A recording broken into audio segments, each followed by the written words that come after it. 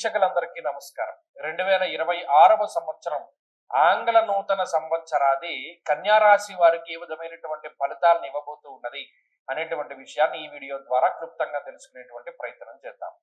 ఇందులో ఇది మన పండగ కాదు, ఆంగ్ల సంవత్సరం అనేటువంటిది. అయినప్పటికీ గ్రెగేరియన్ క్యాలెండర్ లో మారినటువంటి తేదీలు సంవత్సరాల వల్ల చాలా మంది అడుగుతూ ఉంటారు, ఈ కొత్త సంవత్సరం మరి ఎలా ఉంటుందండి, ఏంటంటే పరిస్థితి. వారి గురించి కుతూహలం కోసం చెప్పడమే తప్పితే ఉగాది రోజునే అసలైనటువంటి పంచాంగ శ్రవణము. అయితే కొంతమంది అతిశయోక్తితోటి మధ్యన జ్యోతిష్యం ఎలా తయారైందంటే, అబ్బాయి మనం మోడర్న్ గా ఉన్నాము, లేదా వాళ్ళ వేషధారణ అంటే పక్క వాళ్ళ గురించి కామెంట్ చేయాలన్న ఉద్దేశం కాదు, కానీ వాళ్ళ మాటలు అంటే ఇప్పుడు ఈ ఆంగ్ల సంవత్సరంలోనే ఆదాయ వ్యయాలు, రాజపూజ్య అవమానాలు, ఇలా అనేక రకాలుగా మాట్లాడుతూ ఉన్నారు. లగ్నం అంటే ఏంటో కూడా తెలియనటువంటి వారు గోచారాన్ని లగ్నంతో ఫలితాలు చెప్తూ ఉంటారు కొంతమంది. దీంట్లో గజకేసరి యోగం అంటాడు ఒకడు, భారతంలోనేమో భరతుడు, రామాయణంలోనేమో ఇలా ఏదో సామెత ఉంటుంది చూడండి. అలాగా అసలు లగ్నానికి గోచారానికి సంబంధం ఏంటో, లేకపోతేనేమో బుధాదిత్య యోగం ఏంటో, గజకేసరి యోగం ఏంటో, ఈ 3 రోజుల్లో మీరు కోటీశ్వరులు అవడం ఏంటో మరి నాకు తెలియదు, కానీ ఇవన్నీ వచ్చాయి. అయితే ఇది మీరు ఖండించండి. ఎప్పుడూ కూడా జ్యోతిషం అనేటువంటిది నవ్వుల పాలు కాకుండా ఉండాలి అంటే అటువంటి వారిని మీరు ఖండించాలి. రాజపూజ్య అవమానాలు ఎవడైతే చెప్తున్నాడో వాడిని ఖండించాలి. ఇక ఈ ఆంగ్ల సంవత్సరంలో కన్యా రాశి వారికి ఏ గ్రహాలు యోగిస్తూ ఉన్నాయి? ఇక్కడ 6వ స్థానమందు రాహువు అనుకూలమైనటువంటి గ్రహం. ఈ సంవత్సరం మొత్తం మీద షష్ఠరాహువు చాలా యోగించేటువంటి గ్రహంగా చెప్పవచ్చును. 6వ స్థానమందు రాహువు ఇచ్చేటువంటి బలం ముందు ఏ బలము కూడా సరిపోదు, అంత బలమైనటువంటి గ్రహం. ఆ ఫలితం మనం మాట్లాడుకుందాం. ఇక కంటక శని, 7వ స్థానమందు శనేశ్వరుడు. ఆయన వక్రిస్తారు, మామూలుగా ఉంటారు, ఏదైనా 7వ స్థానాన్ని వదిలిపెట్టరు. అయితే కొంతమంది ఏమో మళ్ళీ శని వక్రించినప్పుడు ఒక వీడియో తీస్తాడు, మామూలుగా ఉన్నప్పుడు ఇంకో వీడియో తీస్తాడు, అది ఇష్టం. అసలు ఈ ఫలితాలు ఎక్కడ చెప్పబడ్డాయి? ఒక శ్లోకం చెప్పమంటే ఎవరికి రాదు. సరే, ఆ విషయాలను పక్కన పెడితే ఈ శనేశ్వరుడు మొత్తము కూడా 7వ స్థానం అందే ఫలితాన్ని ఇస్తున్నారు. అది కంటక శని, అదంతా అనుకూలమో కాదు, ప్రతికూలమో కాదు, మిశ్రమ ఫలితాలు. ఇక జూన్ నెల 2వ తారీఖు వరకు గురువు దశమ కేంద్రమందు ఫలితాన్ని ఇస్తారు. జూన్ 2వ తారీఖు దగ్గర నుండి అక్టోబర్ 31 వరకు లాభస్థానమందు గురువు గొప్ప యోగ్యమైనటువంటి ఫలితాన్ని ఇస్తారు. అక్టోబర్ 31 తర్వాత 12వ స్థానంలోకి వచ్చి అర్ధశుభుడుగా గురుడు ఫలితాన్ని ఇస్తాడు. అంటే ఓవరాల్ గా గ్రహస్థితిని చూసుకుంటే ఒక 55% వరకు మనం కన్యా రాశి వారికి శుభ ఫలితాలని ఆశించవచ్చు. ఎందుకు 55%? గురువు యోగంగా ఉన్నారు, రాహు విపరీతమైనటువంటి యోగంగా ఉన్నారు. ఇక్కడ గోచారంలో ఎప్పుడు బలం ఎక్కడ అంటే, పాపగ్రహాలు ఎప్పుడైతే గొప్పగా యోగిస్తాయో, శుభగ్రహాలు విపరీతంగా శుభ ఫలితాలను ఇవ్వడం కన్నా పాపగ్రహం ఫలితాన్ని ఇవ్వడం గొప్ప విషయం. కాబట్టి గౌర్భూమి శత్రునాలాభం షష్ఠ స్థానగతే పని అన్నది శాస్త్రం. ఇప్పుడు కన్యారాశి వారికి గత సంవత్సరంలో కానీ ఈ సంవత్సరంలో కానీ బలం, ప్రధానమైనటువంటి బలం రాహువు. ఈ సంవత్సరంలో గురుబలం అనేటువంటిది యాడెడ్ అడ్వాంటేజ్ గా మనం చెప్పుకోవచ్చును. యశోవృద్ధిర్ బలం తేజ సర్వత్ర విజయ సుఖం శత్రునాశ మంత్రసిద్ధి అన్నారు. చూడండి, కొంతమంది ఏమంటే నేను అనేక రకాల కష్టాల్లో ఉన్నాను, నేను ఏం పూజ చేసినా, ఏ మంత్ర జపం చేసినా నాకు అంత ఫలితం రావట్లేదు, డబ్బు అయితే ఖర్చు అవుతుంది కానీ దానివల్ల రిజల్ట్ లేదని బాధపడుతూ ఉంటారు. కానీ ఇప్పుడు చూడండి, మంత్రసిద్ధి అనేటువంటి మాట మాట్లాడారు.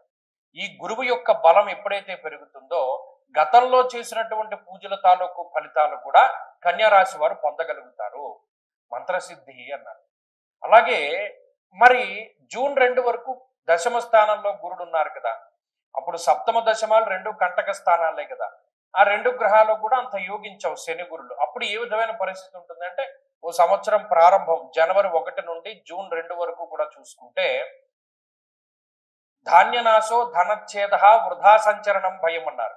ఇక్కడ కొంత ఖర్చు చెప్పాడు సంవత్సరం మధ్య వరకు. అంటే ఒక ఫస్ట్ హాఫ్ అంతా సెకండ్ హాఫ్ కింద మనం పెట్టుకుంటే జూన్ వరకు ఖర్చు చెప్పాడు. ఎవరికి? కన్యా రాశి వారికి. ధాన్యనాశ ధనచ్ఛేదం వృధా సంచరణం భయం. ఈ డబ్బంతా కూడా ఏమవుతుందంటే అప్పులు కట్టుకోవడానికో, లేకపోతే ఏదైనా శుభ కార్యక్రమాలు చేస్తే వాటి బాకీలు తీర్చుకోవడానికో అటువంటి వాటికి ఖర్చు అవుతూ ఉంటుంది. అలాగే అనవసరంగా కొన్ని సార్లు ధనాన్ని ఖర్చు పెట్టవలసినటువంటి పరిస్థితులు ఏర్పడతాయి. వృధాగా భయపడుతూ ఉండడం, ఇవి సహజ లక్షణాలుగా చెప్పారు. అలాగే ఇక్కడ ఇంకొక మంచి విషయం ఏమిటి అంటే ఉద్యోగపరమైనటువంటి మార్పులు. ఉద్యోగ మార్పు ద్వారా దేశాంతరవాసం చేయగలిగేటువంటి శక్తిని ఈ గ్రహస్థితి ఇస్తుంది. అంటే విదేశీయానం చేయగలగడము, లేదా విదేశాల్లో స్థిరపడము, లేదా విదేశాల్లో ఉండేటువంటి వారికి అక్కడ ఏదైనా గుర్తింపు లభిస్తూ ఉండడం. కొంతమంది ఏదో మాకు ఇక్కడ సిటిజన్షిప్ రావాలండి, లేకపోతేనేమో ఇక్కడ ఉద్యోగం రావాలండి, ఇక్కడ వ్యాపారానికి ఫలానాది కావాలండి అని అడుగుతూ ఉంటారు. అటువంటివన్నీ కూడా అక్కడ ఏర్పడడానికి వాటికి కన్యా రాశి వారికి అవకాశం ఉన్నది. ఇది ఏ సందర్భంలో, ఏ నెలల మధ్యలో అంటే జూన్ 2 నుండి అక్టోబర్ 31 మధ్యలో అప్పుడు జరుగుతుంది. అలాగే ఈ లోపల వేరే ప్రాంతం వెళ్ళడానికి, వేరే దేశం వెళ్ళడానికి చేసుకునేటువంటి సన్నాహాలు ఇవన్నీ కూడా చక్కగా ముందుకు సాగుతూ ఉంటాయి. వాటి వల్ల ఏమి ఇబ్బంది లేదు. ఇక ఉద్యోగ వ్యాపారాలు మధ్యస్థంగా ఉంటాయి. ఇక్కడ విపరీతమైనటువంటి లాభము లేదు, విపరీతమైనటువంటి నష్టము లేదు. వచ్చినటువంటిది గెటాన్ అవడానికి సరిపోతూ ఉంటుంది. అలాగే సంపాదించినటువంటి డబ్బు, ధనం అది నిల్వ చేయడంలో కొంత ఇది ఉంటుంది, జాప్యం ఉంటుంది. ఎందుకంటే మరి ఖర్చులు కనబడుతున్నాయని చెప్పాం కదా. అలాగే ఇంకొక ముఖ్యమైనటువంటి విషయం ఏంటంటే ఉద్యోగపరమైనటువంటి విషయాల్లో కొన్ని క్రియాశీలకమైన మార్పులు జరుగుతాయి. అంటే ఉద్యోగం పని వేళల్లో కానివ్వండి, లేకపోతే ఉద్యోగ సంబంధమైనటువంటి విషయాలు, పనిచేసేటువంటి కంపెనీల్లో మార్పు కానివ్వండి, ఇలా ఏదైనా తీసుకున్నా వాటిలో అనేక రకాలైనటువంటి మార్పులు జరగడానికి అవకాశం ఉంటుంది. ఇలా కన్యా రాశి వారికి ఉండేటువంటి పరిస్థితుల్లో ముఖ్యంగా ఆర్థిక సంబంధమైన విషయాలు కూడా ప్రభావితం అవుతాయి ఈ గ్రహస్థితి వల్ల.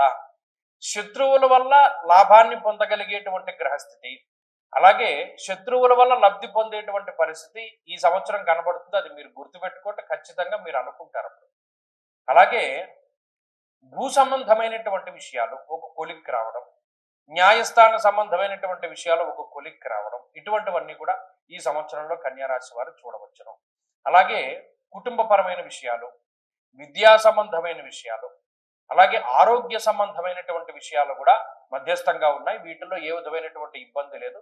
ఒకవేళ రాహు మనకి యోగిస్తూ ఉన్నారు కాబట్టి మిగతా ఏదైనా అనారోగ్య సమస్యలు జాతకం వల్ల ఏర్పడ్డా త్వరగా రికవరీ అవుతారు.